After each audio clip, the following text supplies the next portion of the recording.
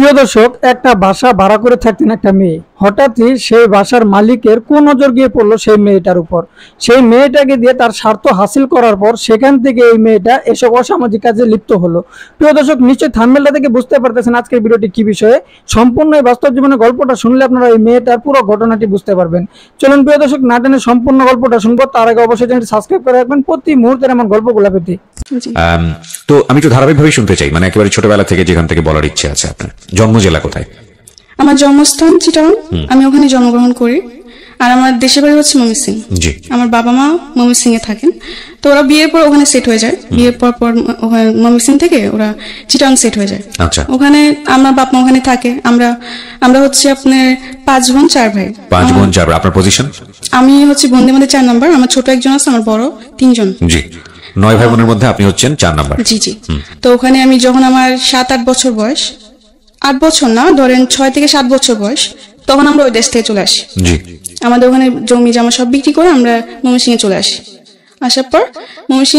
আসার পর এখানে আমরা ঘর দর তোলা হয় বাড়ি করার পরে আমি স্কুলে ভর্তি হই।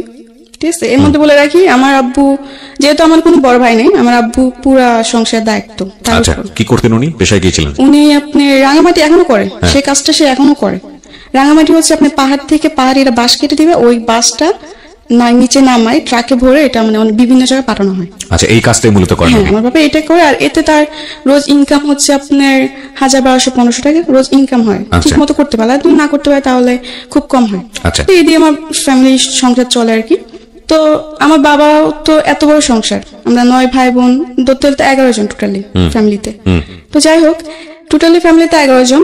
তো আমার যিনি বড় বোন, ঠিক আছে, সে আব্বুর উপর পুরো চাপটা পড়ার কারণে দেখা যাচ্ছে হয় না, খুব কষ্ট করে সংসার চলে, এমনকি খুব প্রবলেমের মধ্যে যেতে হয়। ঠিক মতো খাওয়া দাওয়া খাইতে পারে না বা ওষুধপত্র খেতে পারে না আম্মু। তো আমার বোন বলে যে বাসা বাড়ি চাকরি করবে, কাজ করবে সে। তো আমার বোন অনেক ছোট থাকতে বাসা বাড়ি কাজে করে। যখন মাসে 100 টাকা ছিল তখন থেকে আমার বড় বোন বাসা বাড়ি কাজ করে। জি। আর আমার বড় বোনের পরে যিনি ছোট ছিলেন তিনি চলে যায়। আচ্ছা। তারপরেও আমার বড় তিনি চলে যায়। এতে আমার মানে সবাই কি কাজের বাড়িতে গিয়ে যে না মানে একটা বাসায় থাকে। আচ্ছা, একটা বাসায় থেকে কাজ করতো? হ্যাঁ, কাজ করতো। আর খাওয়া দাওয়া সব ওদের উপর ছিল। ওকে। মাস শেষে যে স্যালারিটা দিত এটা বাড়িতে পাঠিয়ে দিত। তো এমনি করে আমাদের সংসার চলে। তখন তো আমি অনেক ছোট, আমি পড়াশোনা করছি স্কুলে। তো যখন আমি স্কুলে যেতাম, পড়াশোনার সাথে সাথে আমার ফ্যামিলি অনেক দায়িত্ব ছিল, যেহেতু আমি বোনদের মধ্যে বড় ছিলাম। আমার 3 বোন তো ঢাকায় শহরে থাকতেন, চিটাগাংয়ে থাকতেন তারা। আমাদের অনেক ঋণ ছিল, মানে ধার করে অনেকজন থেকে টাকা নেওয়া হতো। কারণ দেখা যাচ্ছে আমার আম্মু অনেক অসুস্থ ছিল। তো অসুস্থ হওয়ার পর আমার আম্মুকে হসপিটালে ভর্তি করানো হয়। তো তখন অনেক টাকা লেগে যাওয়ার পর ওগুলো ধার করে নেওয়া হয় লাভের উপরে। যে 5000 আনলে 6 মাস পরে 5000 টাকার মধ্যে 2500 টাকা লাভ দিতে হবে। আচ্ছা। এরকম ভাবে আনা হয়। তো অনেক টাকা এই মানুষ থেকে আনা হয়েছে। তো ওগুলো ভাঙার জন্য আমার বোনরা ডিসাইড করে যে ওরা বাসা বাড়ি কাজ করবে। তো স্কুলে যেতাম, তখন স্কুলে বসে বসে দেখতাম মাদ্রাসার মানুষ যেত, মানে মেয়েরা যেত বোরকা পরে, হাতে টিফিন কানি বাটি নিয়ে। তো আমার খুব ইচ্ছে হতো আমি যদি যেতাম এভাবে তো কত ভালো হতো। আমার স্বপ্ন ছিল, আমার ছোট থেকে একটু স্বপ্ন যে আমি পড়াশোনা করবো, কিছু একটা হবো, নিজের পায়ে দাঁড়াবো। আমি পড়ার দিকে আরবি বলেন বাংলা বলেন দুই দিক থেকে ভালো ছিল। এগুলো খেয়াল রাখবেন প্রিয় শ্রোতা। একটা শিশু কোমলমতি মন নিয়ে পৃথিবীতে আসে এবং সব ভালো ইন্টেন্স গুলো নিয়ে দুনিয়াতে আসে। আমাদের সমাজ, আমাদের সিস্টেম, আমাদের পারিপার্শ্বিক অবস্থা কখনো কখনো এই চমৎকার মন নিয়ে আসা শিশুদের উপরে এমন বাস্তবতাকে চাপিয়ে দেয় যে তাদের জীবনটা দুর্বিষহ হয়ে যায়। বুঝতেই পারছেন আজকে যেহেতু সিক্রেটটা আছে, তার মানে নিজের ভুলগুলো নিয়ে এখানে এসছে। সো ধৈর্য ধরে এই বিষয়গুলো খেয়াল রাখবেন, যাতে করে ওর যখন মন্দ দিকগুলো এখানে রিভিল হবে, তাতে করে আপনাদের এই ভালো দিকগুলোর কথা মনে করে নিজের রিয়ালাইজেশনটা হয়। আমরা সবসময় যে কথাটা বলি যে একজন মানুষ যিনি এখানে কনফেস করছেন তার দিকে আঙ্গুল তোলা আমাদের উদ্দেশ্য নয়, তাকে শুনে তার জীবনের পরিণতি জেনে নিজে সচেতন হওয়াটাই মূলত আমাদের অনুষ্ঠানের উদ্দেশ্য। আমার খুব ইচ্ছে ছিল আমি যদি মাদ্রাসা যেতাম হবে, তাহলে তো আমিও টিফিন ক্যান করে ভাত নিয়ে যেতাম। আর আমার খুব শখ এগুলো, আমার ছোট থেকে যেমন কিছু কিছু শখ আমার খুব গেছিল। আমি জালি দিয়ে মাছ মারতে খুব পছন্দ করতাম। আচ্ছা, বিলেজে। বুঝতে পারছো যে একেবারে গ্রাম অঞ্চলে বড় হওয়া। জি জি। তো আরো কিছু শখ আছে, যেমন শাড়ি পরা। মেয়েদের খুব কমন শখ। হ্যাঁ, যাই হোক এরকম কিছু শখ। আর ছোট থেকে আমি ছেলেদের সাথে চলাফেরা করতে বেশি পছন্দ করতাম। আচ্ছা। মেয়েদের সাথে আমার খুব কমই চলাফেরা হতো, ঝগড়া হতো বেশি। ছেলেদের সাথে আমি বেশি ফ্রি থাকতাম। ছোট থেকে আমার এরকম শখ, ঠিক আছে।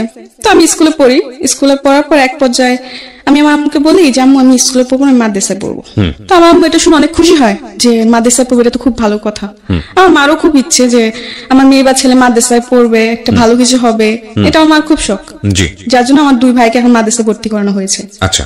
তো আস্তে আস্তে মাদ্রাসায় যাই ভাবে, যেরকম আগে স্কুলে যখন যেতাম তখন সকালবেলা আরবি পড়তাম, আরবি পড়ে নাস্তা করে আবার সকালে স্কুলে চলে যেতাম। স্কুল থেকে এসে গোসল টোসল করতাম, মাছ টাছ মেরে গোসল করতাম, গোসল করে খাওয়া দাওয়া করে বাজারে যেতাম। বাজার টাজার করে আমি, যেহেতু আমার আব্বু দেশে থাকতো না, আমার আব্বু মাসে 2-3 মাসে একবার আসতেন এরকম ভাবে, আর টাকা পাঠিয়ে দিত। আচ্ছা। আমার বোনরাও টাকা পাঠিয়ে দিত, আর ফোনে কথা হতো। তো এমনি করে সব দায়িত্ব আমার দেখতে হতো, যেমন সবকিছু মাছ মারা থেকে শুরু করে লাকড়ি আনা, তারপর বাজার টাজার সম্পূর্ণ সবকিছু আমি করতাম। বিলে যাওয়া, মরিচ তোলা, যেটা ওই গ্রামে যারা মানুষ যেমন করে আর কি, ঠিক আছে। তো একটা পর্যায়ে আমার আব্বু অসুস্থ হয়ে পড়ে, আমার 2 বড় বোনের বিয়ে হয়ে যায়। আচ্ছা। 2 বড় বোনের বিয়ে হয়ে যাওয়ার পরে আমার বড়জন একজন থাকে, ঠিক আছে, একজন বাসায়। তখন তো খুব আপনি অল্প টাকা হতো, এখন যেরকম একটা বাসায় কাজ করলো 7,000-8,000 টাকা বেতন দেয়, তখন তো আর এটা ছিল না। 2-3 হাজার টাকা পেতো, এটা তো আমার বোনেরও খরচা ছিল, এই কামাই দিতে হতো না। কারণ দিনে আব্বুরও বয়স হতেছে, আব্বু তো আগের মতো সেই রোজ কামাই করতে পারে না। তো যাই হোক একটা পর্যায়ে দেখলাম আব্বু অসুস্থ হয়ে পড়ে, আমার ফ্যামিলিতে খুবই একটা খারাপ সময়, ঠিক আছে। আমার বোনের টাকা দিয়ে আমাদের ফ্যামিলি চলে না, সংসার চলে না। আমার বোন তো হাই প্রেশার রোগী, একটু টেনশন করলেই দেখা যাচ্ছে উনি অসুস্থ হয়ে পড়ে, অনেক জরুরত হয়, উনি শরীরটা খারাপ হয়ে যায়। তো এরকম আর কি, বেশি টেনশন করতে পারে না কিছু নিয়ে, আর খুবই কষ্ট করে আমার মা। দেখি যে ঠিক মতো ওষুধ না খাওয়ার ফলে আমার মা খুবই অসুস্থ হয়ে পড়ে। তো এগুলো দেখতে আমার ভালো লাগতো না, যেহেতু ছোট থেকে আমি খুব মানে আমার মানুষের প্রতি মায়াটা অনেক বেশি। তো আমি পড়াশোনা করতাম আর এগুলো দেখতাম, ঠিক মতো মাদ্রাসায় খাবার নিতে পারতাম না, খাবার কষ্ট করতাম, তো আমার ভালো লাগতো না। ঈদ আসতো একটা ভালো জামা পড়তে পারতাম না, কারণ দিতে পারতো না, ক্ষমতা ছিল না, টাকা পয়সা নাই, কেমনে দিবে। যাই হোক পরে এরকম একটা পর্যায়ে অনেক সমস্যা হয় ফ্যামিলিতে। তো আমি বলি কি আমি পড়াশোনা করবো না, আমি মাদ্রাসা পড়বো না, আমি ঢাকা চলে যাবো, আমি বাসায় বাজে কাজ করবো, এতে তো একটু হলেও সমস্যা কমবে। তো আমার আম্মু বলছে না দরকার নেই, দরকার বলে সারাদিন একবার খাবি, তবু মাদ্রাসায় পড়, পড়লে তোরই ভালো। মেয়ে যদি মাদ্রাসায় পড়ে বা একটা ছেলে যদি মাদ্রাসায় পড়ে আলিম হতে পারে, আজ যদি মরে যায় তো আল্লাহর কাছে অন্তত জব তো, অনেক কিছু বলে আমাকে। বলার পর আমি বলছি না আমি পড়বো না। ছোট থেকে খুব শখ যে 3-4 তলা বিল্ডিং দেখবো, দেখি নাই কোনোদিন, ঠিক আছে। আমার খুব শখ ছিল, এই ঢাকায় আসে আমার খুব ইচ্ছে ছিল ছোট থেকে। হ্যাঁ, এক পর্যায়ে আমি রাজি করি আম্মুকে। তো আমাদের গ্রামে একটা আন্টি ছিলেন, সে আবার বাসা বাড়িতে মেয়ে দিত নিয়ে, কাজের মেয়ে দিত। তো আমার আম্মু এক পর্যায়ে ওই আন্টির সাথে কথা বলে, বলার পর আন্টি এরকম এরকম তারিখ বলে যে এরকম এই তারিখে নিয়ে যাবো সকালে। আমি তো খুশি, আমি ঢাকা যাবো, আমার এতদিনের স্বপ্ন পূর্ণ হবে। যাই হোক ঢাকায় আসলাম, বাসা বাড়ি থেকে গেলাম। ফার্স্টে মন বসতো না, কালি কান্না করতাম। তখন আমি ছোট ছিলাম, তখন আমার বয়স ছিল 10 বা 11-র মধ্যে, এরকম কিছু একটা বয়স, ঠিক আছে। কাজ করতে করতে কান্না করতাম, বা কাজ সেরে কান্না করতাম, রাত্রে ঘুমাইতাম না, কান্নাকাটি করতাম। তো এমনি আস্তে আস্তে কান্নাকাটি করতে করতে একসময় আমার মন বসে যায়, ভাল লাগতে থাকে। একটা বাসার মধ্যে প্রায় 8-9 মাস ছিলাম। তো 8-9 মাস বেশ ভালোই ছিল, ঠিক আছে। একটা পর্যায়ে দেখি যে বাসায় থাকি ওই বাসার আন্টি খুব চিল্লাপাল্লা করে বা সাধারণ কিছু নিয়ে বকাঝকা করে, সন্দেহ করে।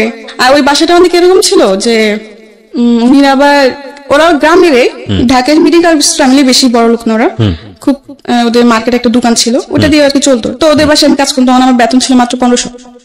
তো মাস শেষে বেতন বাড়িতে পাঠিয়ে দিতাম, আব্বু নিয়ে যেত, না হলে আম্মু নিয়ে যেত, না হলে তখন তো মনে হয় বিকাশ ছিল কি ছিল না পুরোটা খেয়াল নাই। তো যাই হোক এমনি করে বাড়িতে টাকা পাঠাই, আমি রাখতাম না। তেমনি 8-9 মাস করার পর দেখলাম যে আন্টি অযথা বকাঝকা বা গায়ে হাত তুলতে আসে, এরকম কিছু একটা করে। তো আমি বলছি আমি থাকবো না। আচ্ছা যাই হোক থাকবো না, বলে কেন থাকবেন, এসে অনেক কিছু করে ওই বাসাতে আমি চলে আসি। চলে এসে আরেকটা বাসা যাই, ঠিক আছে। ওই বাসাটা বেশ ভালো ছিল, কারণ সব থেকে ভালো ছিল কি জানেন, আমি বললাম যে ছোট থেকে আমি ছেলেদের সাথে চলতে বেশি পছন্দ করতাম, ঠিক আছে। তো ওই বাসায় যে বাসায় গেছি নেক্সট টাইম, ওই বাসার মধ্যে আমার সময় 2টা মেয়ে ছিল, আরেকটা ছেলে ছিল। তারা মানে তার আন্টির 3 জন সন্তান বাচ্চা ছিল, ঠিক আছে। 2টা মেয়ে একটা ছেলে, ছেলেটা ছোট, মেয়েগুলো আমার সমান। তো ওদের সাথে খেলাধুলা করতাম, কাজ সেরে, আর আমাকে খুব আদর করতো। আর ওখানে একটা ছেলে ছিল, ছেলেটার নাম বলতে চাচ্ছি না, বাট বাড়িওয়ালার ছেলে, কিন্তু কোনোদিন আমাকে ওরকম নজর দেখে নাই, কাজের মেয়ে নজরে দেখে নাই। ভাবতো যে আমিও ওদের একটা ফ্যামিলির মতো দেখতো। যাই হোক তো ওদের সাথে খুব ভালো সময় কাটে, আস্তে আস্তে ওখানে বেশ অনেকদিনই ছিলাম, ঠিক আছে। তো একটা পর্যায়ে ওই বাড়ির যে মানে আঙ্কেল, আমি উনিকে আবার আঙ্কেল আন্টি বলতাম, ঠিক আছে। আঙ্কেল একটা পর্যায়ে দেখি কি যে কিরকম জানি একটু অদ্ভুত টাইপের ব্যবহার করতে থাকে। আপনার বয়স তখন কত? তখন আমার বয়স 10 থেকে 11। ওকে। তো এত কিছু বুঝতাম না। তখন আমি দেখলাম কয়েকদিন যাওয়ার পর, কয়েকদিন কিছু না, সবকিছু একদম ঠিক, আমি অনেক হ্যাপি, সবার সাথে খুবই মিলেমিশে চলছে, মিলেমিশে চলছি, খাওয়ার সময় খাইতেছি, আবার টিভি দেখার সময় মানে খুবই মানে আমি মনে করতাম কি যে সময়টা আমি আমার গ্রামে পার করতে পারি না এত হাসি মজা করে, এটা আমি এখানে করতেছি। যে যাই হোক, একটা পর্যায়ে দেখি যে আঙ্কেল একটু অন্য টাইপের হয়ে গেছে, এরকম যে মানে রাত্রে দেখি রুমের পাশে এসে দাঁড়ায় থাকা, বা রাত্রে ঘুমানোর পরে আর কি, ঠিক আছে। তো আমার একটা অভ্যাস কিছু, আমি টিভি দেখতাম, আচ্ছা, অনেক রাত্রি পর্যন্ত টিভি দেখতাম, 2টা 3টা পর্যন্ত টিভি দেখতাম। তো আমি সব কাজকর্ম ছেড়ে আড্ডা মেরে শেষ হওয়া যাওয়া পরে খাওয়া দাওয়া সেরে ওরা ঘুমায় পড়তো, তো ওরা তো ওদের বেডরুমে যে ঘুমায় পড়তো, তা আমি ড্রয়িং রুমে বসে টিভি দেখতাম। আচ্ছা, রাতে 2টা 3টার মতো টিভি দেখতাম। তা একটা পর্যায়ে দেখি যে ওই ঘরে আঙ্কেল রাত্রে হঠাৎ করে এসে ডাক দেওয়া, বা আমাকে বলতো যে পানি নিয়ে আসো, এটা সেটা, তো আমি নিয়ে যেতাম। কিন্তু একটা পর্যায়ে দেখি যখন আমাকে বলতো পানি নিয়ে যাও, তখন যখন আমি ওকে পানিটা দিতে যাব, তখন আমার গ্লাসটা না আমার হাতটা ধরতো, মানে এরকম ভাবে অনেক কিছু অড জিনিস আপনি খেয়াল করলেন, যেটা আপনার কাছে খুব অস্বস্তিকর মনে হচ্ছে। হ্যাঁ, খারাপ লাগতেছিল। যাই হোক, আমি দেখতেছি এরকম কিছু একটা, মানে পরে আমি আর কারোর সাথে এটা শেয়ার করি না, কারোর সাথে না। তো এটা আস্তে আস্তে বাড়তে থাকে, দিন দিন বাড়তে থাকে। মানে উনি এক্স্যাক্টলি উনি ছিলেন হচ্ছে বাড়িওয়ালা। আচ্ছা, তো আমি মনে মনে ভাবলাম যদি বলি তো হয়তো সবাই আমাকে দোষারোপ করবে, মিথ্যা বলতেছো, এরকম কিছু না, কারণ তারও তো 2টা মেয়ে আছে। আচ্ছা, ঠিক আছে। পরে কিছু বলি নাই। পরে আমার বড় বোন ছিলেন, আবার আমি যেখানে থাকি ওখানে কিছুটা দূরে আমার বড় বোনের বাসা, ওখানে সে কাজ করতো। তো আমি আমার বড় বোনকে বলি আমি থাকবো না এই বাসায়, কিন্তু আমার আরেকদিকে মায়া ছিল ওই ছেলেটার প্রতি, কারণ ওদের সাথে আমি এত ভালো সময় কাটাইছি, ও আমি চলে ওদেরকে খুব মিস করবো, আমি যেতে চাইছি কিন্তু না, যে আমি পারতেছি না, আমার এগুলো ভালো লাগছে না। তো আমার বোনকে বলে আমি থাকবো না, আমি চলে যাবো। আমার বোন বলল কেন, এতদিন বলে এত ভালো বলে এখন তুই চলে যাবে, কারণ কি? আমি বলছি না, আমার ভালো লাগে না, আমি থাকবো না, আমি চলে যাবো। এরকম বলার পর আমার বোন কারাগারি করে। এই 2 দিন পর বাসা চেঞ্জ করে, এটা কি ভালো? কিন্তু আমি কেন বাসা চেঞ্জ করি এটা তো ওরা জানে না, আমি তো ওদের সাথে শেয়ার করি না জিনিসটা। এমনি করে আমার বোন বলে থাক, দেখ বাড়িতে অনেক প্রবলেম, কয়েকটা মাস থাক কষ্ট করে। তো এমনি এমনি আমি 2টা মাস থাকি। থাকার পর খুবই দেখা যাচ্ছে আমি রাতে ঠিক মতো ঘুমাতাম না, ভয় থাকতো সবসময়, মনে মধ্যে ভয় কাজ করতো, কারণ এই জিনিসগুলোর সাথে তো আমি আগে কোনদিন মানে ভাবি না যে এরকম কিছু একটা, মানে অনেক কিছু, মানে গ্রামের টাইপে ছিলাম, এত বুঝ জ্ঞান বা এত ইন ডিটেইল ইন ডেপথ জানা ছিল না, জানা ছিল না। 2 মাস থেকে আমি বাসা থেকে চলে আসি, কিন্তু আমার মন খারাপ ছিল ওদের জন্য, যে সবাইকে ছেড়ে চলে আসছে, আমি অনেক আশা করি অনেক কান্নাকাটি করি। তো আমার বোন বলে কি তোর এখানে থাকতে হবে, তুই আমার খালাম্মাদের কাছে চলে যা। আমার খালারা তখন কলাবান থাকতেন, আচ্ছা, ওখানে ওরা খালারাও কাজ করতেন। আচ্ছা, তো আমার বোন বলে তো ওরা ওদের কাছে চলে যা। তো আমি এক পর্যায়ে আমার খালাম্মাদের কাছে চলে যাই, ঠিক আছে। ওখানে যাওয়ার পর ওরা আমাকে একটা বান্দা বাসায় দেয়। ওই বাসাতে আমি একটা বেবি রাখতাম, বাচ্চা, মানে বাচ্চার দেখাশোনা করতে। হ্যাঁ, বাচ্চার দেখাশোনা করতাম। তো যখন আমি যাই তখন বাচ্চার বয়সটা ছিল আপনার 2 থেকে 2.5 মাস, অনেক ছোট। আর ওর বাপ মা দুজনে চাকরি করতেন, চাকরিজীবী ছিলেন, হাজবেন্ড এন্ড ওয়াইফ। আমি ওই বাচ্চা দেখাশোনা করতাম ছোট থেকেই, ওকে খাওয়ানো দাওয়ানো সবকিছুই আমার দায়িত্ব ছিল, গোসল থেকে নিয়ে ঘুম পাড়ানো। তো বাচ্চার বয়স কত ছিল? ওই যে বললাম 2.5 মাস। 2-2.5 মাসের বাচ্চার পুরো দায়িত্ব আপনার উপর? হ্যাঁ, আমার উপর। তখন আপনার বয়স কত? আমার তখন বয়স হচ্ছে আপনার 12 সাড়ে 12। Very tough job, very very tough job. হ্যাঁ, ঠিক আছে। তখন আমি তো নিজে একটা বাচ্চা, আমি একটা বাচ্চা কি করে, তবে একটা জিনিস সবসময় মাথায় ভাবতাম যে আমার করতে হবে, কারণ যদি আমি না করতে হয় তাহলে আমি কাজ করবো কি করে আর টাকা কামাই করবো কি করে। তখন আমার এই চেষ্টা ছিল, আমি ছোট থেকে একটা কি, আমি কোনো কিছুর জন্য হার মানতাম না সহজে, আমি যেটা হয় না এটা আমি করবো, বারবার চেষ্টা করবো। তো তখন ওই বাচ্চার দেখাশোনা সব আমি করতাম। তো এমনি এমনি বেশ বাচ্চার সাথে এমনি থাকতে থাকতে বাচ্চা আস্তে আস্তে বড় হয়, ঠিক আছে। বড় হতে থাকলো, বেশ ভালোই সময় কাটতেছিলাম, আমি বেবির সাথে খেলাধুলা করতাম। ফলে কি একটু কষ্ট হতো, যেমন রাতে 2টা 3টা পর্যন্ত জায়গা থাকতে হতো আমার বাচ্চাকে নিয়ে। তো এদিক থেকে আমি একটু কষ্ট পেতাম, ঘুমের থেকে আমি খুব কষ্ট করতাম, ঘুম জিনিসটা বেশি কষ্ট করতাম আমি ওখানে। তো যাই হোক, এমনি করতে করতে 6-7 মাস কেটে গেল। যখন বাচ্চা 8 মাসের বয়স তখন আমি ওখান থেকে চলে আসি। যাই হোক, ওখান থেকে আসারও কারণ আছে, আসতাম না, কারণ একটা বাচ্চাকে রাখতে রাখতে ওটার প্রতি আমার মায়া চলে আসছে। কিন্তু ওরা এমন কিছু করতেছিল তখন যে না এসে আমি পারতেছি না, কারণ একটা সহ্যের সীমানা থাকে। ওখানে কিছু প্রবলেম হতেছে যে বাচ্চা কান্না করতেছে না, এটা জবাব দিতে হবে আমার। এখন স্বাভাবিক, একসময় হাসবো একসময় কান্না করবে, এটাই তো নিয়ম। সবাই তো সবসময় হাসবে না, সবসময় কান্নাও করবে না, এটা তো ওদের বুঝতে হবে। কিন্তু ওটা বুঝে না। ওরা খাবার দিল, খাবারটা পুরোপুরি খায় না। সবসময় কি একটা মানুষ কি সবসময় খাবার শেষ করে উঠতে পারে?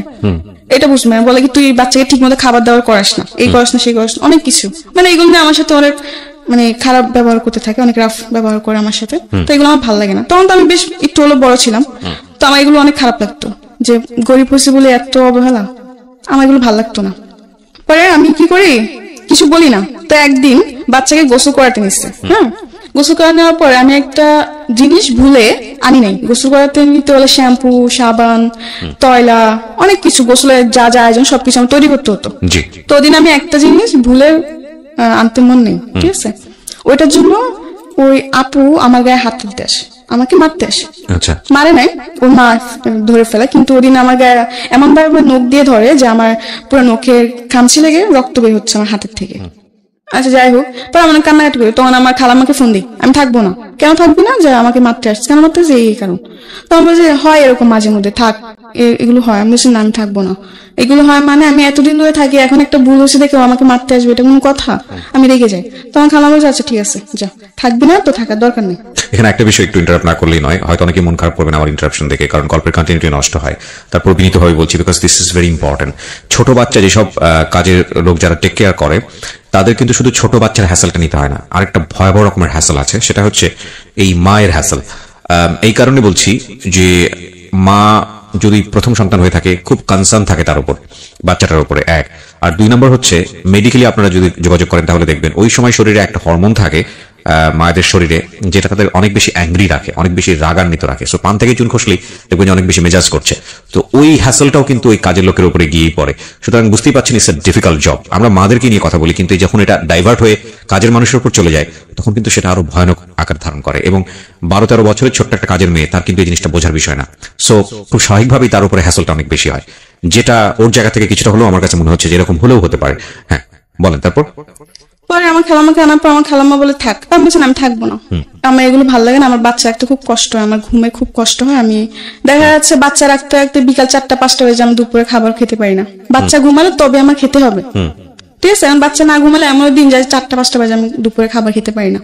আবার বোর সকালবেলা উঠতে, রাত 2টা-3টা বাজে শুয়ে আবার বোর 6টা-7টার সময় উঠা অফিসে যাবে, তো সবকিছু তৈরি করতে এমনি আমার খুবই কষ্ট হয়ে যায়, আমি অসুস্থ হয়ে পড়তেছিলাম। তো এমনি বললো আচ্ছা ঠিক আছে, আর একটা মাস থাকতো, আরেকটা বাসা দেখে তখন নিয়ে যাবো তোকে। তো আমি বলছি আচ্ছা ঠিক আছে। তো এমনি বলে আপুদের সাথে কথা বলে আমার খালাম্মা যে ঠিক আছে, তোমরা একটা নতুন মানুষ দেখে নাও, আমার বোনজি থাকবে না, তো ওকে আমরা 1 মাস পর নিয়ে যাবো, তোমরা 1 মাসের মধ্যে আরেকটা মানুষ নিয়ে নাও। তো আচ্ছা ঠিক আছে। তো ওখানে আমি চলে আসি, চলে আসার পর আমি আরেকটা বাসে যাই, ঠিক আছে। ওখানে যাওয়ার পরে ওখানে আপনি ছিল হচ্ছে আঙ্কেল আন্টি 2জন জব করতো, উনি 2 মেয়ে ছিল। 2 মেয়ে থেকে 1 মেয়ে বিয়ে হয়ে পর শ্বশুর বাড়িতে, আরেক মেয়ে ভার্সিটিতে পড়ে, আচ্ছা কলেজে পড়ে। তো আচ্ছা ওখানে বেশ ভালো কাটতেছে সময়, কিন্তু একটা পর্যায়ে আবার সে একই প্রবলেম লক্ষ্য করলাম যে আঙ্কেল একটু মানে তার নজর একটু অন্যরকম হয়ে গেছে। তখন আপনি মোটামুটি বোঝেন যাদের ব্যাড ইন্টেনশন আছে, আপনি এটা তখন মোটামুটি বুঝেন, হালকা হলে বুঝি। আচ্ছা তো যাই হোক, পরে ভাল লাগে না এই, তখন মনে মনে বলছি আমি যেখানে যে আমার কপালে কি এগুলো মিটে, এগুলো জুটে, আমার কি একটা ভালো বাসা হবে, জুটবে না কপালে, এগুলো বলে কান্নাকাটি করতাম আর কি। তো আবার বলে আমি থাকবো না, ঠিক আছে। তো এক পর্যায়ে আমার খালাম্মার রাগারাগি হবে, থাকবি না মানে রোজ রোজ বাসা পাল্টানো, কয়েকদিন পর বাসা পাল্টানো, এগুলো মানুষ ভালো বলে, এই শেখ অনেক কিছু বললো। তো আমি বলছি আমি থাকবো না, যে আমি আর বান্দা বাসা চাকরি করবো না। এক পর্যায়ে বললাম বান্দা বাসা চাকরি করবো না। আচ্ছা। তো বলে তুই করবি তো কি করবি? তো আমি বলছি চাকরি করবো। তুই তোকে এখন কে চাকরি দিব? আমি বলছি কে চাকরি দিব মানে? মানুষকে চাকরি করে না, আমিও চাকরি করবো। আর না হলে আমি রাত্রে কোনো বাসে থাকবো না, আমি সারাদিন কাজ করবো, রাত্রে হলে চলে আসবো। এরকম ভাবে অনেকজন এখনো করে। তো ওরকম ভাবে আমি বললাম যে করবো। তো আমার খালামা ফার্স্ট রাজি যে না ও, তো আমার খালামা বলে কি ও সারাদিন কাজ করে ঘুরবি ফিরবি, বাইরে বাইরে ঘুরবি, এগুলো করতে চাস তোরা, এসে অনেক কিছু বাজে বাজে কথা বলে। তো আমি বলছি না, আমি কাজ করবো, এতে আমি কোনো শয়তানি করবো না, তোমাদের কথা মতো আমি চলবো। তো আমার খালামাকে বলো ফার্স্ট রাজি হয় না, পরে অনেক জোরাজুরি করে আমি রাজি করাই, ঠিক আছে। তো আমি চলে যাই, ওই বাসা থেকে চলে যাই। যাওয়ার পরে একটা বাসা নেই, সারাদিন থাকি, রাত্রে চলে আসি। ওখানে আপনি হচ্ছে রান্না বান্না। তো আমি তো ছোট ছিলাম, আমি রান্না বান্নাটা বুঝতাম, কিন্তু আমার চেষ্টা ছিল আমি করবো, আমি শিখবো, না শিখলে আমি ভবিষ্যতে রান্না করবো কি করে, আমি এটা ভাবনা ছিল। তো আচ্ছা ঠিক আছে। তো ফার্স্টে গেছি, ওই ঘরে আন্টি দেখাই দিত, ঠিক আছে। ওই ঘরে আন্টি আমার নিয়মটা হচ্ছে কি, উনি জব করতো, বাট উনি হাজবেন্ডের সাথে উনি ডিভোর্স হয়ে যায়। আচ্ছা ঠিক আছে, ডিভোর্স হয়ে উনি 2টা মেয়ে থাকে, ভালোই 2টা মেয়ে খুব ভালো এবং অনেক ভালো ছিল। তো ওখানে আমি রান্না বান্না করি। তা একটা বছর দেখতেছি রান্না বান্নার, হ্যাঁ ওখানে আমি একটা জিনিস লক্ষ্য করে ওখান থেকে চলে আসে একটাই কারণ, ঠিক আছে। আমি যেটা সত্য কথা, আমি যে আন্টির কাছে থাকতাম সে আন্টি একটু ব্যবহারটা অন্যরকম ছিল। আচ্ছা ঠিক আছে, যেহেতু উনি হাজবেন্ড থাকতেন না, উনি ডিভোর্স হয়ে যায়, কিন্তু আন্টির সাথে উনি হাজবেন্ড কোনো সম্পর্ক ছিল না, কিন্তু মেয়েদের সাথে বাবা তো কথা বলবেই, তো যাই হোক, তো একটা বছর দেখি কি যা আন্টি বাসায় প্রতিদিন একটা লোক আসে, কিন্তু যখন প্রশ্ন করলাম কে ওদের মেয়েকে, তখন বলে যে জানি না, আঙ্কেল। ঠিক আছে, কিন্তু আচ্ছা যখন ওর মেয়েরা বাসায় থাকতো না তখন ওই আঙ্কেল রাত্রে আসতো, রাত্রে আসে সারা রাত থেকে সকালে যেত। তো এগুলো আমার বাবাতে লাগলো কি ব্যাপার, উনি আসে কিছু না, আবার আন্টির রুমে থাকে। যাই হোক, এরকম ভাবে ওরা আঙ্কেলটা আসে। ঠিক আছে, আঙ্কেলটা আসতে আস্তে আস্তে অনেক কিছু জিনিস দেখে আমার মনে সন্দেহ হতে লাগলো। তখন তো আমি একটু হলে বুঝতাম। তো একদিন আমি আন্টি ওই আঙ্কেলটা কে? বলে কি ওটা তোর আঙ্কেল। আমি আঙ্কেল মানে? বলে কি বিয়ে করছে। কিন্তু ওই আঙ্কেলের শুনলাম যে আবার তার আরেকটা সংসারও আছে।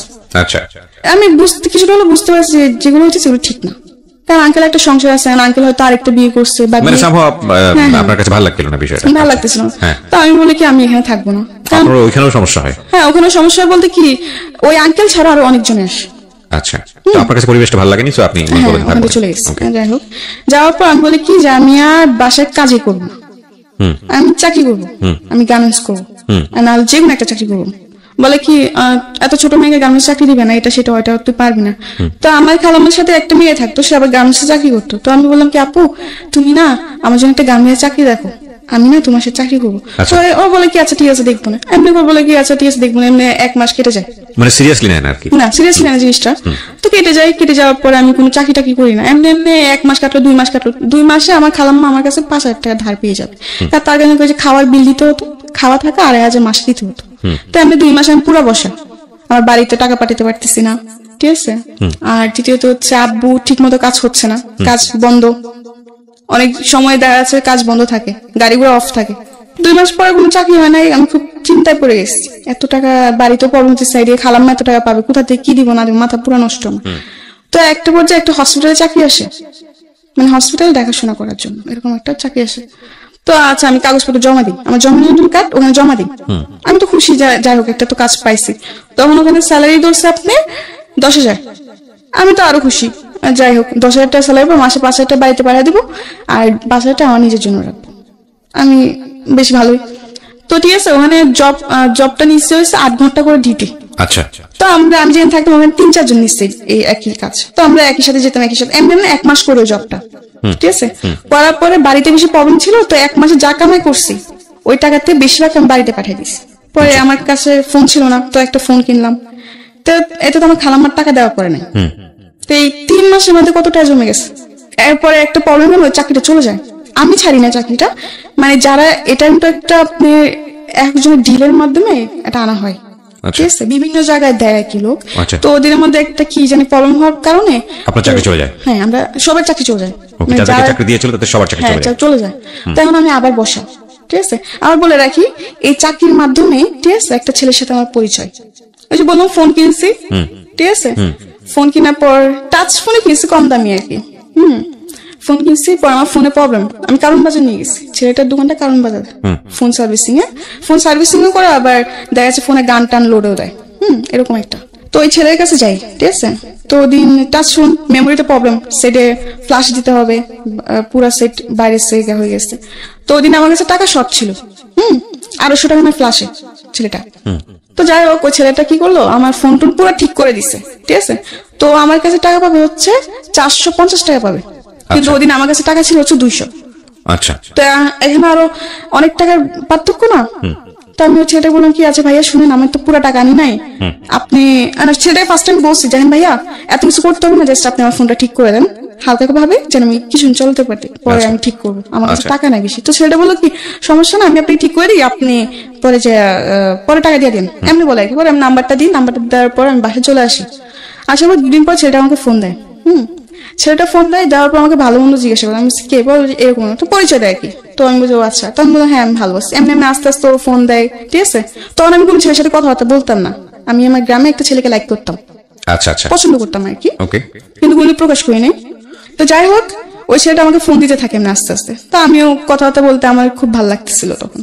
তো আমার কিছু অতীত আছে, এগুলো আমি বলি সবগুলোর সাথে। অতীত বলতে মানে আপনি ছেড়ে আসছেন? হ্যাঁ, কিছু ঘটনা আমি ছেড়ে আসছি, ওই ঘটনাগুলো আমি বলতে চাই। ওকে, প্রিয় শ্রোতা, আমরা একটু ফ্ল্যাশব্যাকে যাচ্ছি। আমরা একটা জায়গায় আছি, সেটা হচ্ছে এই ছেলেটার সঙ্গে মূলত এর পরিচয় ফোনের মাধ্যমে, যে ছেলেটার নামও বলেনি, প্রয়োজন হলে আমরা পরে জিজ্ঞেস করবো। এই ঘটনার আগে কিছু ঘটনা আছে ওর জীবন ইম্পর্টেন্ট, যেটা আপনাদের জানা প্রয়োজন, সেই ঘটনায় আমরা আপনাদেরকে নিয়ে যেতে চাই। আচ্ছা, তো এমনি তো আমি ঢাকা শহরে বাসা বাড়ি কাজ করতাম, ঠিক আছে। তো একটা পর্যায়ে আমি এর মধ্যে কিছুটা সময় আমি দেশে ছিলাম, 5-6 মাসের মধ্যে, মানে 5-6 মাসের মধ্যে আমার দেশের যে থাকা ঘটনাগুলো সেগুলো বলবো। মানে এতটা আমার ফ্যামিলি থেকে আমি কেন দূরে চলে আসা, এই ঘটনাগুলো আমি বলতে চাইতেছি, ঠিক আছে। মানে যাই হোক, পরে এরকম হওয়ার পর আমি দেশে চলে যাই, ঠিক আছে। তো দেশে চলে যাওয়ার পরে মানুষের বাসায় কাজ করতে করতে একসময় আপনি দেশে চলে যান। হ্যাঁ, দেশে চলে যাই, যে এসব টর্চার আমার ভালো লাগে না, ঠিক আছে। ভালো লাগে না দেখে আমি দেশে চলে যাই। দেশে চলে যাওয়ার পরে আমার খালারা রাগারাগি করে, তুই দেশে চলে যা। খালা রাগারাগি করে দেখে আমি দেশে চলে আসছি, ঠিক আছে। দেশে চলে আসি, আসার পরে আম্মু বলে কি ব্যাপার তুই চলে আসলি এসে। আমি বলছি মা এমনি চলে আসছি, ভালো লাগে না, আমি আর ঢাকা শহর যাবো না, কাজ করবো, আমি আবার আরবি পড়বো, কোরআন শরীফ নিবো, আমি কোরআন শরীফ পড়বো। আমি আমাকে বলে এরকম, আম্মু বলে আচ্ছা ঠিক আছে, কয়েকদিন বাড়িতে থাক, পরে আবার চলে যা। আচ্ছা, আমি বলে আচ্ছা। তো আমি এক পর্যায়ে বলে আচ্ছা, পরে বলি যে না যাবো না। তো আমার আম্মু বলে কি যাবি না মানে? আর আমি ছোট থেকে শান্ত ছিলাম, কিন্তু যখন আমার 12-13 বছর বয়স তখন আমি অনেক দুষ্ট হয়ে গেছি।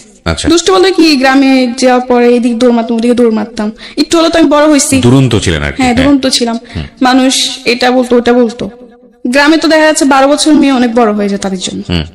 তো যাই হোক, পরে আমার আম্মু বলে কি এমনি তো আর রাখা যাবে না। আমি দুষ্টুমি করে দেখে মানুষ বিচার দেয়, আমার আম্মুর কাছে বিচার দেয়। তো আম্মু বলে কি এমনি তো আর রাখা যাবে না। আবার আমি বলে কি আমার দুলাভাই তো ছোট থেকে আমাকে খুব আদর করে বড় করছে। হ্যাঁ, আমি খুব আদরের শালী। যখন আমি ঢাকা চলে যাই আমার দুলাভাই খুব রাগ করে, কেন ঢাকা পাঠাই দিচ্ছেন। আচ্ছা, না আমাকে তো পাঠাই, আমি তো নিজে গেছি ঢাকায়। তো যাই হোক, তো আমার দুলাভাই আমাকে নিয়ে আমার প্রতি আমার দুলাভাই খুবই গেছিল, দুর্বল ছিল। দুর্বল বলতে কি, যে বোন হিসাবে অনেক আদর করতো, আমার বোন হিসাবে আমার প্রতি অনেক দুর্বল ছিল আমার দুলাভাই। আচ্ছা, আমিও তার প্রতি ছিলাম। তো যাই হোক, পরে এরকম চলতে থাকে, ঠিক আছে। তো একটা পর্যায়ে আমার ফ্যামিলি তখন আমি গ্রামে, ঠিক আছে। আমার বোন জামাইরা, আমি বাইরে যাওয়ার পর আমার বোন জামাই, আমার ভাগ্নারা সবাই আমাদের বাড়ি চলে আসে, সবাই একসাথে থাকি। তো একটা পর্যায়ে কি হয়, একদিন আমার দুলাভাই কাজ করতেছেন, তো আমি কি করলাম, শয়তানি করে পিছের থেকে উনিকে জাবড়ায় ধরলাম, কোমরে ধরে হাসতেছি, শয়তানি করতেছি। এটা আমার মামি দেখতে পারে। আচ্ছা, মামি দেখতে পাই। মামি দেখার পর আমার আম্মুকে যে এটা বলে, আমার আম্মুকে আর আমার বোনকে এই জিনিসটা বলে।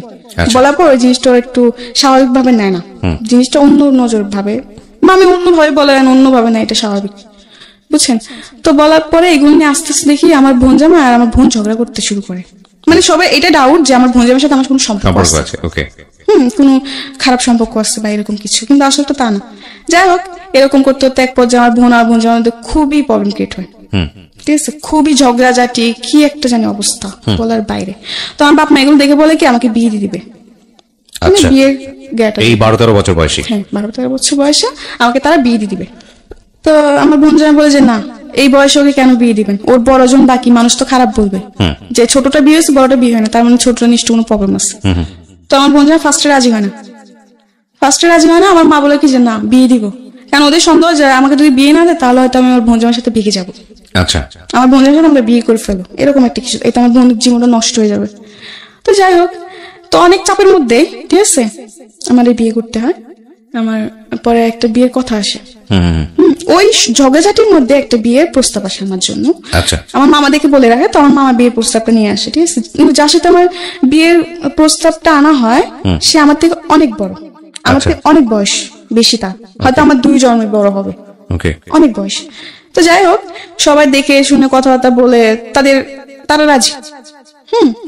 তো আমাকে দেখায়, ওদের পছন্দ হয়, তো ওরাও রাজি, আমার ফ্যামিলিরাও রাজি, বাট আমি রাজি ছিলাম না। কিন্তু আমি তখন না বলেও পারতেছি না, যদি আমি এখন এই বিয়ে না করি হয়তো আমার বোনের জীবনটা নষ্ট হয়ে যাবে, 2টা বাচ্চা আছে, ওদের জীবনটা নষ্ট হয়ে যাবে। তখন আমার মাথায় খালি কি করবো না করবো বুঝে কুল পাই নাই, ঠিক আছে। তো আমার বোন জামাই বলে কি এই বিয়ে হবে না, আমার মা বলে কি এই বিয়ে হবে। দুজনের মধ্যে এগুলো নিয়ে অনেক ঝগড়াঝাটি, দ্বন্দ্ব তৈরি হয় যে এই বিয়ে হবে, এই তো অনেক ঝগড়াঝাটি হয়, ঠিক আছে। তো আমাকে আমার মামার তো বোন একটা বলে কি, দেখ তোর জামাই বুড়া, এসে অনেক কিছু বলে। তো আমার আম্মু এসে বলে কি একদম চুপ। আমার মামার তো বোনটাকে বলে যে একদম চুপ থাকো, কি ছেলেরা কি বুড়া হয়, ছেলেরা কি কোনদিন বুড়া হয়, এগুলো বলে, গ্রামে এখনো বলে এগুলো, এই ছেলেরা বয়স হলে কি বুড়া হয়ে যায়, এটা ওইটা সেটা অনেক কিছু বলে, ঠিক আছে। তো ওদিন আমার কিছু, তো আচ্ছা যাই হোক, ওদিন কথাবার্তা ফাইনাল, এই বিয়ে পুরো ঠিক আছে।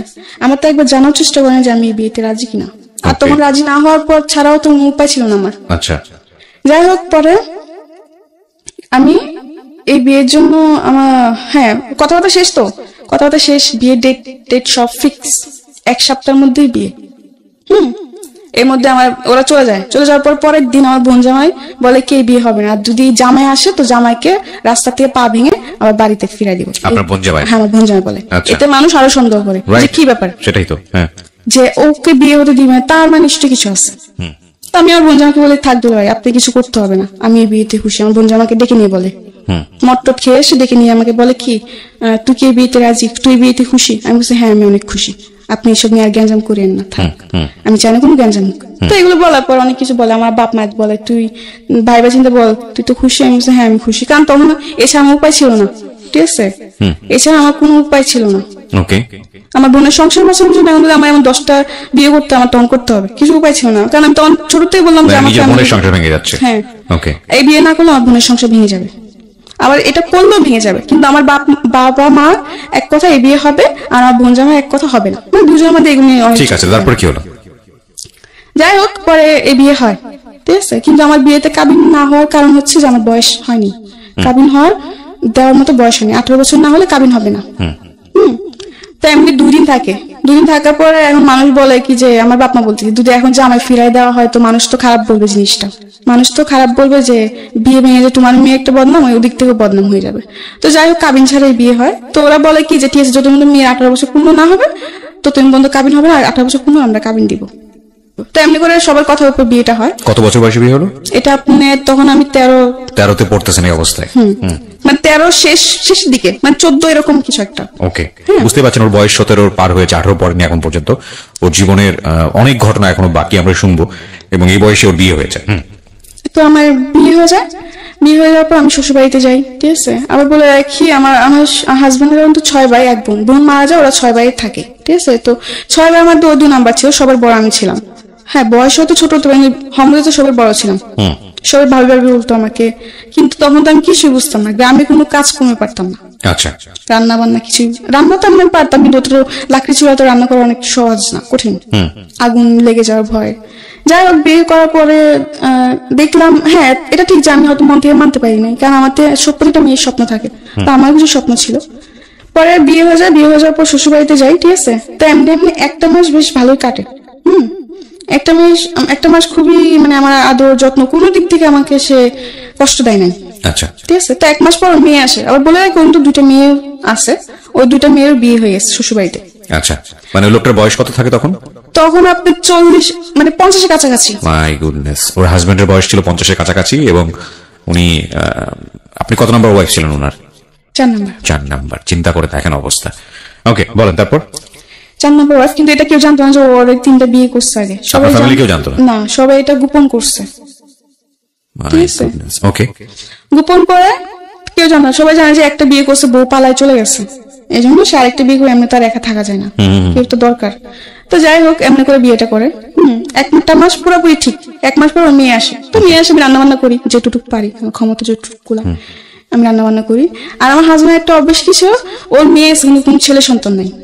আচ্ছা, ও সবসময় খালি বলতো যে আমার ছেলে লাগবে, আমার ছেলে লাগবে, খালি ছেলে করতো। তা আমি একদিন প্রশ্ন করলাম যে ছেলে আর মেয়ে তোকে বানায় না, এটা তো আল্লাহ সৃষ্টি, যা সৃষ্টি যে করে তাই তো বুঝবে, তাই না? এখন তোমাকে যদি আল্লাহ ছেলে না দিয়ে মেয়ে, তখন মেয়ে হলে ভালো, আর তুই ছেলে তো আরো বেশি ভালো, মানে ছেলে এরকম একটা জিনিস। তো যাই হোক, ওর মেয়ে আসে, আসার পরে একটা জিনিস দেখলাম, 2 দিন বেশ ভালো, 2 দিন পরে সে একটু পাল্টে গেছে, একটু অন্যরকম হয়ে গেছে, মানে আমার সাথে বেশি কথা বলে না, ঠিক আছে। ছোটখাটো জিনিস নিয়ে রাগারাগি, চিল্লা পাল্লা, মারধর করতো, হ্যাঁ, এমনি বেশ ভালোই এরকম অত্যাচার আমার উপর চলতেছে। মেয়ে যাওয়ার পর এটা আরো বেশি বেড়ে যায়। আচ্ছা, বন্ধুদেরকে নিয়ে বাসায় মদ নিয়ে এসে আড্ডা মারা, ঠিক আছে, রাতে 2টা-3টা পর্যন্ত আড্ডা দিত, আমাকে ঘুমাতে দিত, নিচেও ঘুমাতো না, তাদের জন্য আমার বসে থাকতে হবে। এইসব আড্ডা শেষ হওয়ার পরে ও বন্ধুদেরকে বিদায় দিয়ে পরে ও ঘরে আসবে, পরে আমাকে ঘুমাতে, কারণ আমি আগে ঘুমাই যাই, এটার জন্য আমাকে বকবে আমি আগে কেন ঘুমাই যাই, এরকম ভাবে আমার উপর অনেক অত্যাচার করে সে, ঠিক আছে। এমনি প্রায় 2-2.5 মাস কাটে। আমার হাজবেন্ড বাসা 3 মাসও থাকি না, ঠিক আছে। তো 2.5 মাস পর আমি জানতে পারলাম যে আমি মা হব। মাই গুডনেস, আমি প্রেগনেন্ট, মা হব। 2.5 মাস তখন আমি আমি বুঝতে পারতাম না তখন। তো একদিন হঠাৎ করে খুব মাথা ঘুরতেছিল, মানে মাথা ঘুরতো। বুঝতে পেরেছি, আপনি যে সিমটমটা বুঝতে পেরেছেন যে আপনি মা হবেন। হ্যাঁ, তারপর কি হলো? পরে ও তো খুশি। এটা সবাই জানতো না, খুব কমই জানতো, সবাইকে তো ওটা জানানো হয় নাই। ও খালি বলতো ছেলে ছেলে। আমি বলি যে এটা আল্লাহ যা দেয় তা, এটা তুমি আর আমি সৃষ্টি করবো না যে আর তো আমি মেনে নিছিলাম, ঠিক আছে। যাই হোক, 2.5 মাসে প্রেগনেন্ট। তো একদিন ও বাজারে যায়, ঠিক আছে। তো ওদিন আমাকে বলে কি মুরগি এনে দিচ্ছে, আমাকে মুরগি এনে লুটি বানাতে বলছে আর মুরগি রান্না করতে বলছে। আমি রান্না বান্না করি, রান্না বান্না করার পরে আমার যে উকিল মা, যে আমার দায়িত্ব নেই, উকিল মা যাকে বলা হয়, সে তার বাসায় যাই। আমি সন্ধ্যাবেলা রান্না বান্না সেটা আমি ভয় পেতাম, একলা করে থাকতে ভয় পেতাম, খুব ভয় পেতাম। অন্ধকার আমার পছন্দ ছিল না, অন্ধকার আমি খুব ভয় পেতাম তখন। তো যাই হোক, পরে ওদিন আমি রান্না বান্না জলদি জলদি সেরে সন্ধ্যার আগে আমি আমার উকিল মার বাসায় চলে যাই। একা বাসায় থাকতে পারতাম না। যাওয়ার পরে ওদিন ও যাদের সাথে কাজ করতো একটা লোক আসে। আসার পর অনেক কিছু বলে, বলার পর এগুলো ও শুনে, ঠিক আছে। শোনার পরেও ও আসে, আসার পর আমাকে বলে তুমি এখানে, তোমার এখানে বলছি বাসাতে বের না হতে। উকিল মা বলে না, আমার হাজবেন্ড বলে, বাজার থেকে এসে আমাকে বলে তোমার এখানে বলছি কোথাও না যেতে, কারোর সাথে কথা বলতে দিত না, আমার কারোর সাথে দেখা করতে আমাকে দিত না। সে মানে বলতো খালি ঘরে থাকবা চুপচাপ, কারোর সাথে বেশি কথা বলবো না। তার কারণ তার থেকে মনে হতো কি যে আমাকে হয়তো কেউ যুক্তি দিবে, কুবুদ্ধি দিবে, এই সেই হয় না, বাচ্চা নষ্ট করার জন্য কুবুদ্ধি দিবে, এগুলো ভাবতো সে। তো ঠিক আছে, এমনি কাটতে থাকলো। এর মধ্যে সে অত্যাচার করে আমাকে, যেমন সবকিছু নিয়ে, খাবার নিয়ে, গোসল নিয়ে, রাত্রে ঘুমানো নিয়ে ডিস্টার্ব করে। মানে ডিস্টার্ব বলতে কি, অত্যাচার করে, ছোটখাটো বিষয় নিয়ে জ্বালাতো। মানে সবসময় একটা পুরুষ বাইরের দিকে মনোযোগ থাকতে হবে, সে ঘরের দিকে নয়। ঘরের দিকে কি মানে এই কাজটা কেন করো নাই, তুমি এটা কেন করতে পারো না, আমি বলছি আমি শুনতে ভালো লাগে না, আমি করি না, আমি পরে করবো, এটা কেন করছি, এটা নিয়েও সে গায়ে হাত তুলতো, এরকম আর কি। যাই হোক, তো একদিন বাজার থেকে আসার পরে যেটা বললাম আর কি, যে একজন যে সে যেখানে কাজ করে ওখান থেকে একটা ভাই এসে আমাকে অনেক ধরনের কথাবার্তা বলে যে আপনি এগুলো কেন সহ্য করেন বা এই সেই, এগুলো শোনার পরে তো আমার উকিল মার বাসা ছিলাম, ওখান থেকে আমাকে হাতটা টেনে বাসায় আনে, আমাকে বলো ঘরে চলো। তো আমি বলছি আচ্ছা ঠিক আছে চলো। এটা ঘরে আনার পরে বল খাবার দাও, বিছানার উপর বসেছিল, আমি খাবার দিছি, ঠিক আছে। খাবার দেওয়ার পর দুবার মুখে দিয়ে আমাকে বলতেছে ও কি বলে তোমাকে, কি বলতেছিল ওরা। আমি বলছি কি বলতে, তুমি কি জানো না, তুমি তো সব শুনছো, আমি তো জানি তুমি অনেক আগে আসছো, আমি টের পাইছি ও যে বাজার থেকে আসছে, আমি বুঝতে পারছি, কিন্তু এটাও অভিনয় করছে আমি বুঝতে পারিনি। তাই আমি তো বলছি তুমি তো জানো, তুমি তো শুনছো কি আমাকে কি বলছে বা কি বলে নাই। হ্যাঁ আমি শুনছি, আমি আবার তোর মুখ থেকে শুনো, তুই তাকে করতেছে, রেগে যাইতেছে। আর আমি না মাঝে মাঝে মনে হয় যে ও একটু পাগল টাইপের, মানে এই ভালো আবার এই হঠাৎ করে খারাপ, মানে ওর কোনো মানসিক প্রবলেম আছে। ঠিক আছে। হ্যাঁ, অত্যাচার করতো, মারধর করতো ছোটখাটো বিষয় নিয়ে। তৃতীয়ত হচ্ছে নেশা টেশা করতো, খুব মানে বাজে আচরণ করতো। যাই হোক, পরে আমাকে বলে কি তোর মুখ থেকে আমি আবার শুনতো, আমি বলছি এক কথা বারবার বলতে আমার ভালো লাগে না, তুমি শুনছো আবার শুনে আবার কেন জিজ্ঞাসা করতেছো। হ্যাঁ, এটা বলার পর ও বাতে মানে খাবারের প্লেটটা ছুঁড়ে ফেলে দেয়, ছুঁড়ে ফেলে দিয়ে উঠে এসে আমার চুলে ধরে আমার গালটা চেপে ধরে বলে বলবি না তুই, আমি বলছি না আমি বলবো না, তুমি একবার শুনছো এখন আবার বলতেছো, আবার বলার জন্য, তুমি জানো না তুমি কি করো, তুমি যা করো তাই তো বলতেছিল। বলছে তাই নাকি, তো মানুষের যুক্তি নেস তুই। আমি বলছি মানুষের যুক্তি কেন নিবো, মানুষ যেটা সত্যি সেটাই তো বলে। এগুলো বলার পর আমাকে অনেক মারধর করে, ঠিক আছে, মারধর করে। আর মারধর করার পর আমি কান্না করতেছি, পরে চিৎকার চেঁচামেচি হয়েছে না, বকাঝকা, অনেক মারধর করে। তো আমার উকিল মা টের পায়, তখন রাত্রে প্রায় 11টার দিকে কাছাকাছি, তখন তো 11টা হলে গ্রাম অঞ্চল নিরিবিলি একদম।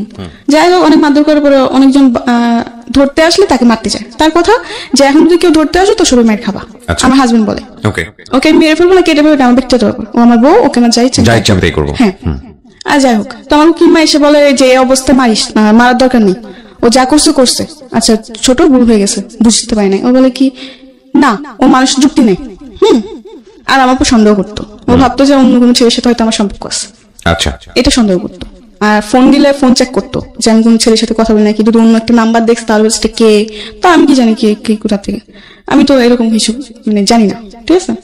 যাই হোক, পরে একটা পর্যায়ে যখন আমার উকিল মা এই কথাটা বলে যে এরকম ভাবে মারিস না, হয়তো ওর ক্ষতি হবে, তো এক পর্যায়ে উঠে বলে কি যে এই বাচ্চা আমার না, মানে ওটা অস্বীকার করতেছে। তো আমার রাগ উঠে গেছে, কি বললো এটা। আমি একটু টাঙ্গা করছি, আমি বলছি এটা তোর কি বাচ্চা না, বলছে না এটা আমার বাচ্চা না। তো আমি বলছি বেশ ভালো, তোরও বাচ্চা না তো ঠিক আছে, এটা বাইচা থাকার কোনো অধিকার নাই। আমি এই কথা বলে মানে কান্না করতেছি, ঠিক আছে। তখন এই কথা ও শুনে পরে আমাকে মানে লাথি দিয়ে ফেলে দেয়, যার কারণে আমি খুব মাথায় খুব আঘাত পাই, এমনকি শরীরে খুব আঘাত পাই। আর মাটিতে ও আমাকে এমন ভাবে মারতেছিল, মানে কি বলবো, জাস্ট পা দিয়ে লাথি দিতেছিল। ওহো, এই প্রেগন্যান্ট থাকা অবস্থাতে? হ্যাঁ হ্যাঁ, এটা কোমরে, পেটে বা পিঠে, বুকে, মুখে, মানে যেখানে সে পারতেছে। আমি তো মাটিতে পড়ে গেছি, ঠিক আছে। যাই হোক, অনেক মারধর করে। পরে একটা পর্যায়ে ও একটা লাইট থাকে, মানে গ্রামে তো অনেক লাইট দিয়ে চলাফেরা করা হয় যেহেতু কারেন্ট নেই, তো একটা লাইটার ছিল ওর, স্টিলের, সিলভারের, ঠিক আছে। ওইটা দিয়ে আমার একটা মাথায় বাড়ি মারে। পরে আমি আর বলতে পারি, পড়ে যাই, ঠিক আছে। পরে কি হয় না হয় তা আমি জানি না, ঠিক আছে। যখন আবার আমি চোখ খুলি তখন দেখতে পারি যে আমার মাথায় পানি ডালতেছে, ঠিক আছে, মানে আমার হাত পা মুছে দিতেছে, কান্নাকাটি করতেছে। আর এর মধ্যে আমার খুবই খারাপ অবস্থা হয়ে গেছে, ঠিক আছে। আমি প্রায় এই ঘটনার পরে আমি প্রায় 1.5 মাস অসুস্থ ছিলাম। আর এই ঘটনার পরে আমার বেবিটা নষ্ট হয়ে যায়। আচ্ছা, যাই হোক, নষ্ট হয়ে যাওয়ার পরে আমি তো অনেক অসুস্থ ছিলাম। এইসব খবর আমার মার কানে যায়, বাবার কানে যায়। তো আমার ফ্যামিলির থেকে আমাকে নিতে আসে, তো ওদিন আমাকে নিয়ে যায়, ঠিক আছে। নিয়ে যাওয়ার পর আমি প্রায় 1.5 মাস অসুস্থ ছিলাম, অনেক অসুস্থ হয়ে পড়ছি, ঠিক আছে। অসুস্থ হওয়ার পর 1.5 মাস পর আমি মোটামুটি একটু সুস্থ। তখন সে মেয়র চেয়ারম্যান নিয়ে আসে। তার কথা যে তার বাচ্চা নষ্ট করে ফেলছে আমি। কিন্তু এটা আমি নষ্ট করি নাই, ওর আচরণের কারণে হয়েছে। কিন্তু ও পুরো দোষ আমাদের উপর ফেলতেছে যে আমরা নষ্ট করে ফেলছি, কিন্তু আসলে তো তা না। যাই হোক, এগুলো অনেক গ্যাঞ্জাম হয়েছে। ও মেম্বার চেয়ারম্যান আনলো, এটা আনলো, সেটা আনলো, অনেক কিছু আমাকে নিয়ে যাবে, ঠিক আছে। ওই ঘটনা পরে আমি আবার যাই ওর বাসায়, আবার যাই, সে একই আচরণ। সবাই কাছে বলছি, ঠিক আছে, আমি যা করছি ভুল করছি, আমি আর এরকম করবো না। তো ওর উপর আমি আরেকবার বিশ্বাস করে আবার যাই। যাওয়ার পর ও সে একই আচরণ করে, ঠিক আছে। যাক, পরে আবার চলে আসি। পরে আমি বলি যে আমি ওর কাছে যাবই না। তো আমার বাপ মাও বলে যে ঠিক আছে, একবার আমাদের কথা শুনে গেছোস, যখন ও ভালোই হয় নাই, তোর যাওয়ার দরকার নাই, তোর যেটা ভালো হয় তুই সেটাই কর। তো আমি বলছি ঠিক আছে, আমি ওর সংসারে যাবো না, আমি ঢাকায় চলে যাবো। আচ্ছা, মানে ওই ঘটনার পর আমি আমার হাজবেন্ড বাসায় যাইনি, আমি ঢাকায় চলে আসি। এরপরে ওর কি হয়েছে না হয়েছে, ও এখনো বেঁচে আসছে কিনা তা আমি জানি না। ঢাকায় চলে আসি। ঢাকা চলে আসার পরে একটা বাসায় কাজ নিই আবার। তো বাসায় কাজ ছেড়ে আবার ওই যে বললাম হসপিটালে যে চাকরিটা, আচ্ছা, হসপিটালে একটা চাকরি নেই। আচ্ছা, ওই যে সেটা তো ব্যাকে আপনি বলেছিলেন হসপিটালে চাকরি না, এবং ওখানে চাকরি করতে করতে আপনার একটা ছেলের সঙ্গে পরিচয় হয়, মূলত মোবাইল সাথে গিয়ে ফ্ল্যাশব্যাকে গিয়ে আপনি যেটা বলেছিলেন। হ্যাঁ, এটা ওই ছেলেটার নাম কি ছিল? ছেলেটার নাম রিয়াদ ছিল। আচ্ছা, রিয়াদের সঙ্গে পরিচয়। হ্যাঁ, তারপর তো ওই যে বিয়ের পরে চলে আসলাম ঢাকায় এসে চাকরি করে, চাকরি শেষে ফোন কিনলাম, ফোনের মাধ্যমে ওই ছেলের সাথে আমার পরিচয়, রিয়াদের সঙ্গে পরিচয়। রিয়াদের সঙ্গে আমার পরিচয়। তো যাই হোক, এমনি আস্তে আস্তে ওর সাথে কথাবার্তা বলি। মানে ও আমার ওই সময়টা আমি খুব একা ছিলাম, আমার মন অতটা খারাপ ছিল যে তন্ময় হতো যে কেউ দরকার যে আমাকে সামলাবে, বা কারণ যেমনই হোক আমার জীবনে অনেক কিছু ঘটে গেছে।